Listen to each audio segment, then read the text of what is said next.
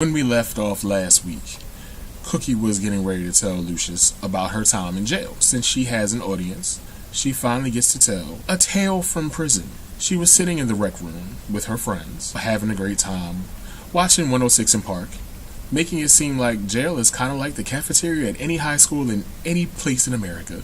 But no, it's prison. Cookie wanted to see 106 in Park because Lucius was on there, and she wanted everybody to see her man. So this real buff, big, burly bitch came out of nowhere. Her name is Pound Cake, even though she looked more like rat droppings. She told the guard, like, yo, change the channel. So Cookie, she like, yo, that's my man up there. They get into a fight. Cookie got her ass whooped. You never think you'd see the day when Laretha gets her ass kicked. But this big motherfucker kicked her ass and then straddled on top of her and was like, you know why I'm in prison? And Cookie's like, why? I eat bitches like you for breakfast. And then she pulled out a razor and like sliced Cookie all up and shit. So while she's telling Lucius this story, he's sitting there horrified. Like, good lord, what the fuck? And she's like, I ain't done, boo. Lucius came to see her the next day. And her friend China, the girl whose ass she kicked last week, but China snuck in some makeup, so she's like putting the makeup on Cookie's face, and she's like, girl, it's alright. We just gonna cover up these blemishes. You gonna look wonderful. And then the guard comes in and is like, what the fuck is this? So he grabs the shit, and Cookie's like, So she goes to the room, the jail room. Lucius comes in there, and as soon as he sees her, he's pissed. He's like, what the fuck happened to you? And she's like, don't worry about that. To the Empire, motherfucker, to the Empire. And as Cookie is telling this story, Lucius is like, oh shit, you know what, I remember this. And Cookie's like, then you know what happened next. Lucius said he was going to bring Jamal up there because it was his birthday. And she's like, alright, well, if you think he can handle it, then bring him. So while all this is going on, I'm thinking to myself, well shit, how many times did Lucius come see her? Because according to her, he never came and saw her. This was the only time that he came and saw her. The same from that episode, the very first episode, when Jamal was all little when he came in, and she was like, where's your father? And he was like, he's not coming back. That was the last time that Lucius ever saw. So he saw her that day before, and then just didn't come anymore because he couldn't bear to see her like that in prison. So after the flashback, he's like, yo, I'm so sorry, you know, I want to be better for you. Yo, he should have took care of you. He should have been there for you. And Cookie's like, who the fuck is he? And he's like, Lucius, you know, me, Lucius, I'm Dwight, but Lucius. And she's like, what? And he's like, oh, I'm going to be a better man for you. I'm just going to be a better man. She's like, oh, that's so wonderful. I got to go to work because the sun is up. They've been talking all night. So he's like, well, I want to come to Empire with you. She's like, no, remember the last time you went there and you started wilding the fuck out and shit? We can't have that again. And he was like, well, I just want to come and be there for you, please. And of course, it's tugging at her heartstrings and she getting moist down there. And she like, oh, Lucius, come on, boo, let's go. So as soon as they get up to go to Empire,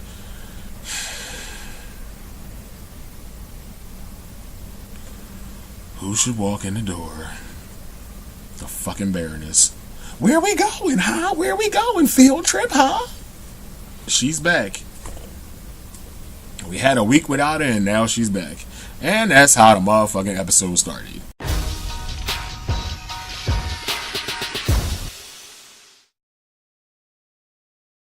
Diana came back. I love Diana's scenes. I just love seeing her. And she don't even do shit. She just be sitting there delegating shit. She's talking to Warren. He's telling her about Lucius's brain injury. He's like, yeah, he fucked up. He don't know who he is. He don't know what day it is. He's a dumbass now. And Diana's like, great. How can I use this to my advantage? And Angelo's sitting there. Angelo's so sad and pathetic now. Because he was like this powerful politician. Then Cookie threw it on him and left him. And now he's just this broken shell of bitch clippings on the floor. He's jealous of Warren. Angela's like, oh, you're such a whore. I don't understand. What? You're such a whore. And Warren just continues to look at him like, yes, I am. And I'm doing it for the family. And what are you doing? And Diana was like, yo, Angelo, look. Alright, I get it. She fucked you 3 ways from Sunday, turned you out, and turned you loose. Get it the fuck together. Don't just sit here and give snide remarks. You not Perez Hilton. Go out there and do something. Alright? So Angelo's like, alright, I guess I am a little bit of a bitch now. Let me go do something. Anika is in this episode. She's out shopping while she's on the phone. Angelo sneaks up next to her, and she's like, look, I don't have time for this. I got to go. Angelo kindly reminds her, like, look, I know you want to be in good with the Lions, but the Lions fuck everybody over, and you might want to protect yourself. So when you serious and you want to talk about some real shit, here's my card. After having a conversation with Cookie about going to Empire with her that day when she was getting ready to go for work, she figured, well, fuck it, we'll just walk through the front door. Just let everybody know you coming. And we'll just walk through the front door. So as soon as they get there, it's this huge crowd of people. And of course, Claudia's there too. Because Lucius can't go nowhere without Claudia. She like an old dusty ass condom you had since high school that you don't plan on using. She just there. And I guess she has to be there or he's going to have more moments. So they walk in the front door. You see Andre and Jamal. Jamal's like, well, if I snuck Dad in here last week, why the fuck she just walking in with him through the front door? And Dre is just like, I don't know. Whatever. Dre got too much other shit going on. So Cookie walks up to Andre and Jamal. And she's like, well, where the fuck is Hakeem? Because Lucius got to hear this song. Because Hakeem got new music. Lord Jesus. When Hakeem and Jamal break out their new music, I just be like, no, stop, just be rich. You ain't got to sing another thing for me ever. But of course, because it is Empire, because the fucking Lions do what they want, they're in the studio. Hakeem has this song that he wants to prepare. He looked like lesbian Prince. At first, as soon as I saw him, I was like, the fuck? Okay. And then when he started rapping, I was just like, alright, Hakeem. And everybody else in the studio pretty much looked the same way. They just look at him like, at one point he was rapping and he started eating potato chips out of a bowl, and then had the nerve to ask Lucius when he was done, he's like, yo, was that like Jay-Z? No, that wasn't like Jay-Z. You just hopping around doing too much, like always. And Lucius is like, I don't know what the fuck you're talking about right now, but it was nice. I mean, you seemed like you had a whole lot of passion for it. So then him and some dude leave. Becky's like, that ain't what we talked about. I don't know what the fuck that was. Becky starts to go down memory lane with Lucius. Every time they start to say something to Lucius that revolves around a memory from the past, everybody get nervous. Claudia be like, she'd be ready to like jump up and be like, shut up! Andre was helpful. He stepped in. He's like, nah, Pop, you remember you was telling me about how you used to do it in Philly? They basically have taken this idea for the 20 for 20, and now they're going to treat it like the Hunger Games. I really don't understand the concept behind the 20 for 20, but now it's like the Hunger Games. So all of Empire's artists will be fighting for the number one spot. I really still don't understand what that means, but that's what they're doing. The original idea was that Hakeem would be the Alpha and Jamal would be the Omega. But after Hakeem spit that whack-ass song, now Cookie's nervous. So she's on board with this Hunger Games idea for the 20 for 20. So she gets all of the artists together. And she tells them, basically, look, you all are fighting for the top spot.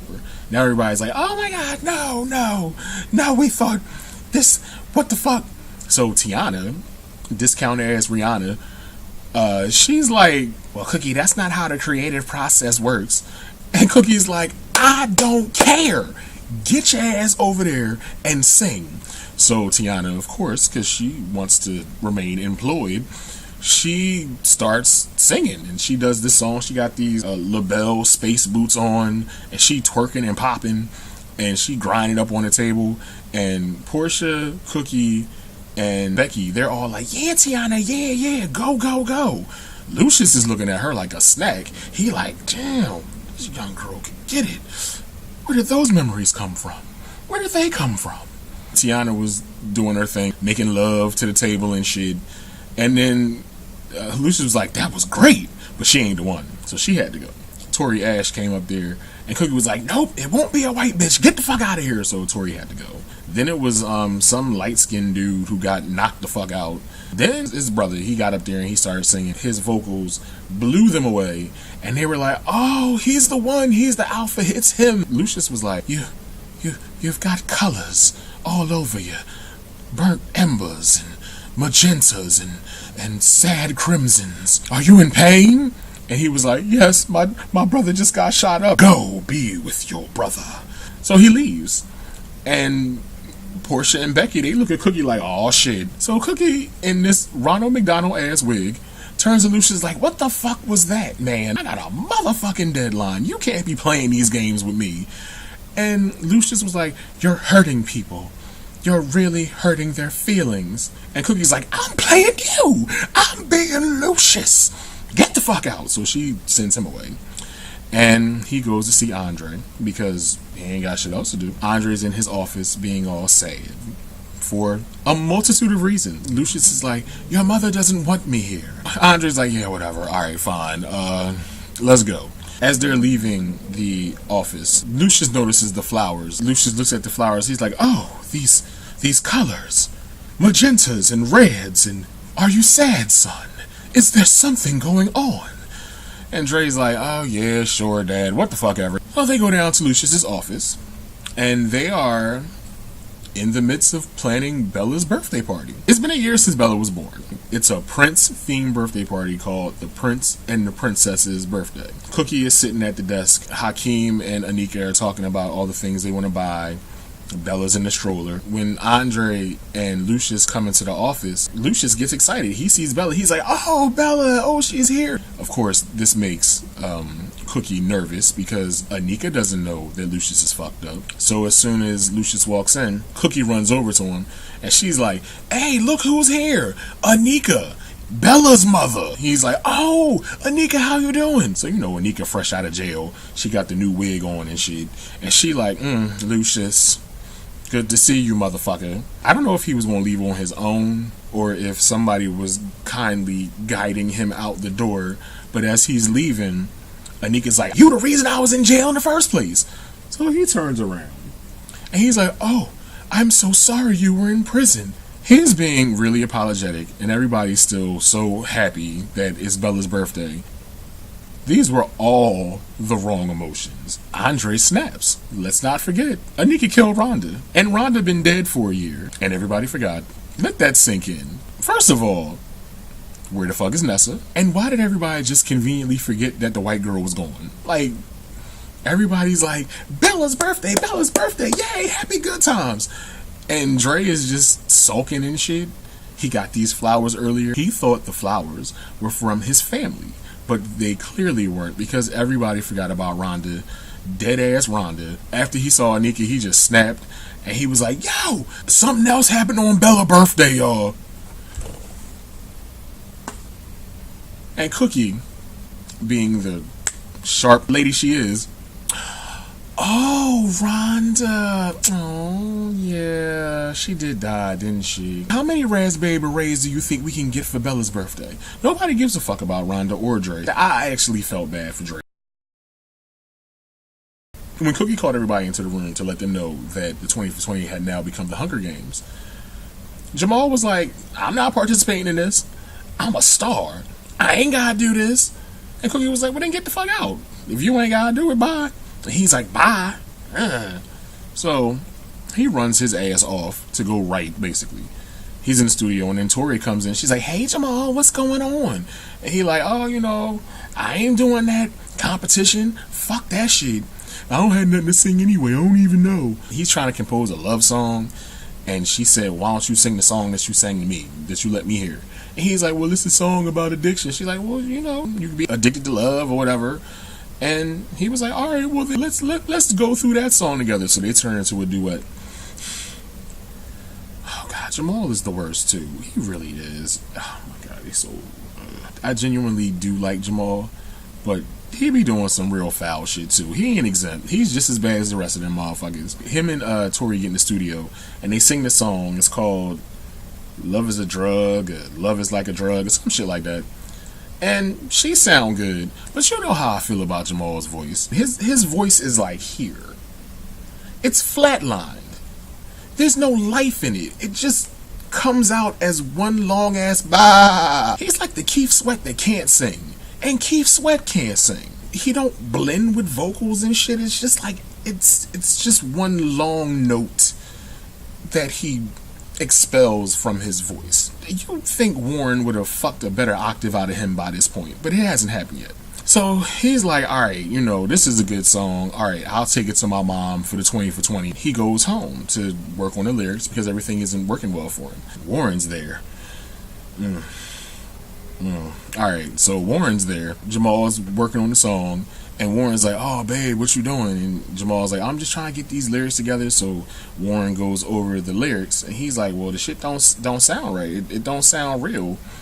And Jamal was like, well, because I'm not really feeling it. He's been singing a song like he's singing to a woman. When he was working on the song with Tori, when they were trying to get the lyrics together, he reveals to Tori that Warren could be the one, or Warren is the one. Later that evening, he inadvertently blurts out to Warren that he's in love with him, which I thought was both beautiful and tragic at the same time. Everybody believes that Warren is going to fall for Jamal. Of course Warren is going to fall for Jamal. That's obvious. That's definitely going to happen, because the fallout from that is going to be real fucked up. So after Jamal says that, Warren has his little smile on his face, like kind of like, oh yeah, you know what, I do kind of like this dude. He goes to the auditions. He actually gets there late. So Tori comes out first. And Cookie's like, oh, hell no. I already told you to get your snow bunny ass out of here. And Tori's like, well, Jamal invited me. Tori hops her little ass on stage, and she thinking she about to do some Dolly Parton and Kenny Rogers Islands in the Stream magic. And Jamal bursts in there, and he's like, you know what, Tori? I was talking to Warren last night, and I think it'd be better if you didn't sing on the song. I'm sorry, bye.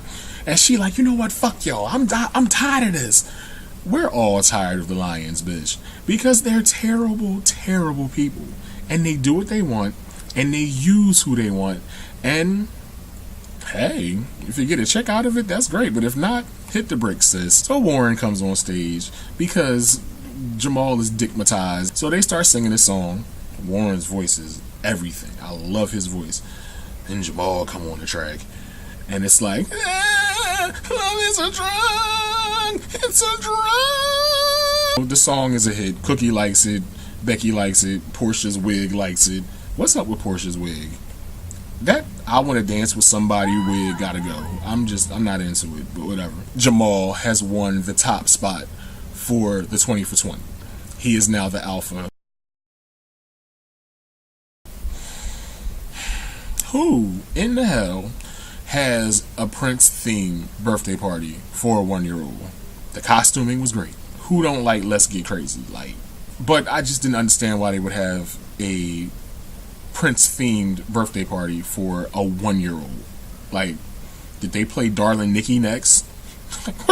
What other songs can you play at a 1-year-old's birthday party? After the performance, Dre came in. I think he had on purple, I don't know. Cookie ran up to him and was like, oh, boo, I'm so sorry. I forgot. I know your wife died, but hey, we got to move on. And he's like, you know what, Mom, you're right. We have to look for the lights in the darkness or some shit. I'm just like, Dre, dog, no. These people forgot all about your dead-ass wife, and you just gonna be like, oh, no, it's fine, it's cool, things happen. Fuck that, no. I'd have took that Prince cake and smashed it in Bella's face. So they get over that. And then Dre goes outside. And who should happen to be outside but Detective Pam? He walks over to her. He's like, yo, if you're going to arrest me. She's like, no, Daddy. That's not why I'm here. I sent you the flowers because I knew it was going to be a bad day. I know this is when you lost your white wife. Don't you want some chocolate to make you feel better? And then he's just like, all right, fuck it, let's go. So he goes off with her, and I'm assuming he fucked the pain away with her. Meanwhile, inside, everything is right again. All is right with the world. No, it's not. Everything is fucked up. Everything is 100% fucked up with all y'all people, because y'all just don't understand how delusional and how fucked up you are. So they sitting there holding Bella. Everybody's like, yay, Bella's birthday. Gifts, dresses, all kinds of presents. Yay! Then Anika walks up. She looks pissed. And I don't know why they treat Anika like she's not Bella's mom.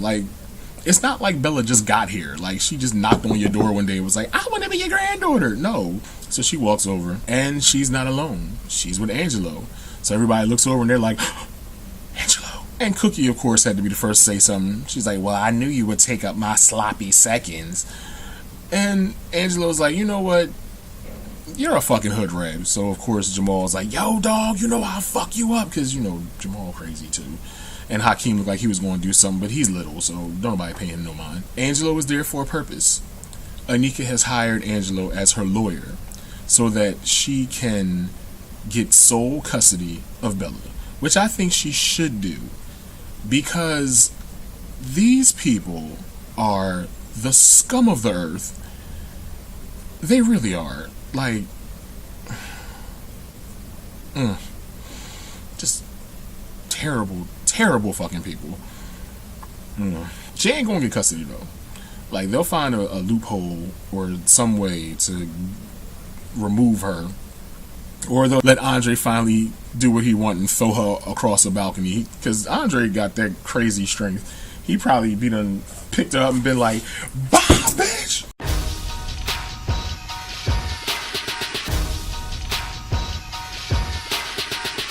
At the end of the episode, Diane is back at the restaurant, and the waiter comes up and hands her something. It's the story about Lucius forgetting his memory. It's an early copy. I think it's the New York Post or something. It's one of those like big publications, because you know she's Big Willie in New York, and she knows people. So she sold or told that story to this newspaper. Got the early edition of the story that Warren told her, and now it's in the paper. It's going to be released all throughout the city, all throughout the nation, probably in the next episode after the World Series. So as she's sitting there, she's like, oh, this is deliciously devilish. Oh, I love it. And Warren's just sitting there like, because he's falling for Jamal. Honestly, I didn't think Warren was going to fall for Jamal. I thought he was going to just be this evil dude. But he got a heart in there somewhere. And I don't think that he expected to feel for Jamal what he's starting to feel. What he doesn't realize, though, is that Jamal is still one of the Lions. And he ain't no bitch. He's just as ruthless as the rest of them. After Lucius's day at the office, Cookie has to apologize to Claudia, because every time the Lions are around Lucius, Claudia always says, now you know you can't have the ugly memories come back. And Cookie be like, bitch, fuck you. You are the ugly memory. I don't trust Claudia at all. I wouldn't be surprised if she was hired by somebody to fuck Lucius up. Cookie realized that having Lucius come out to Empire was a terrible mistake, because too much shit happened and it was all bad. So she has to go crawling into Claudia's bedroom. When Claudia was putting on, like, she didn't have nothing on when she's in the room.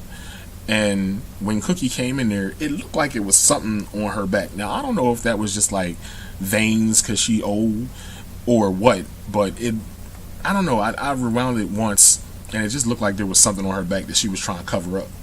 So, because as soon as Cookie walked in, she's like, all right, I gotta apologize to you.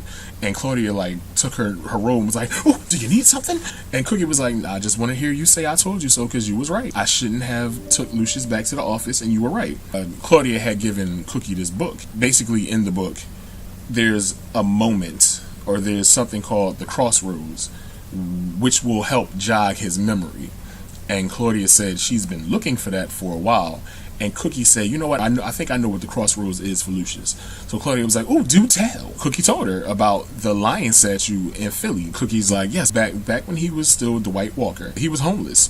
And he slept underneath this lion, and that's how he came up with the name Lucius Lion. I think that I want to take him to the lion. And Claudia was like, no, don't take him. The ugly memories will come back if you take him. So Cookie was like, all right, fine, whatever, we won't take him. She had to get ready for Bella's birthday party anyway, because Bella's birthday party was the next day.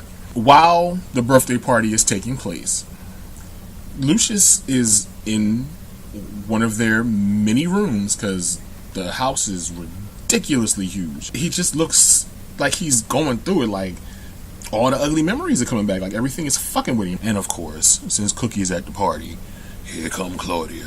slinking in there. She came in. She's like, Dwight, what's going on, boo? Are you okay? He's remembering Lucius, and it's difficult because Lucius is a violent motherfucker. He don't want to become that person no more. So Claudia, she's like, I can help you become better than you were before. Only if you come with me. Take my hand. Let's go. So they go. We find out at the end of the episode, this heifer done took Lucius to Philly. She took him to the statue, the lion statue that he used to sleep under when he was homeless. The very same statue that she told Cookie, don't take him there, the ugly memories will come back. So she walks up to the statue. She's like, do you remember the statue? I think we found the crossroad. Well, ain't this some Bone Thugs and Harmony bullshit? You found the crossroad? You found the crossroad. I don't think so. See? White people always stealing shit. Always. Stealing people ideas and shit. Stealing people. Motherfucker. So Lucius is all like, I remember. I remember. Oh, yes. And she's like, now I can help you remember some more things. But you gotta trust me. Do you trust me? God, I hate her so much. Everything Cookie wore, the Ronald McDonald wig in the beginning, that gold shit she had on, she looked like one of the Mary Jane girls. And then she graduated to the Mary J. Blige wig in the second act. What was up with her bedazzled collar with that cheetah skin jacket she had on? And then in the third act, she just looked like Prince. The Prince thing was probably my favorite outfit of the evening, because she looked just like Prince during his, did Prince have a Jerry curl? She had a Jerry curl. She looked more like Little Richard than Prince. Anyway, it was fine. That's all I had to say. That was it.